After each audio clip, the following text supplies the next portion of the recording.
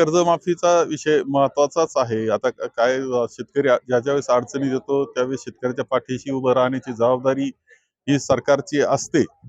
वेळोवेळी त्या पद्धतीनं आम्ही उभं राहिलेलो आहे शेतकऱ्यांच्या पाठीशी. आता जबाबदारी या सरकारची आहे की शेतकऱ्यांच्या पाठीशी उभं राहण्याची. दुर्दैवानं अलीकडे जे काही करार अमेरिकेबरोबर झालेले आहेत ते त्या शेतकऱ्यांना आणखी अडचणीचे ठरणार आहेत. या पार्श्वभूमीवर ज्यावेळेस भीतीचं वातावरण शेतकऱ्यामध्ये आहे, चिंतेचं वातावरण आहे, भीतीचं वातावरण आहे, त्यावेळेस एक दिलासा खरं म्हणजे तो करार त्या बाबतीत पुन्हा फेरविचार झाला पाहिजे आणि शेतकऱ्याला आता सुद्धा कर्ज माफी करून कर्जाच्या जोखडातून त्यांना मुक्त केलं पाहिजे. तर आता अर्थसंकल्प सादर होतोय कसं म्हणता येईल? हा अर्थसंकल्प सादर होतोय. आता पुरवणी मागणीमध्येच काल मोठी रक्कम ही घेतलेली आहे.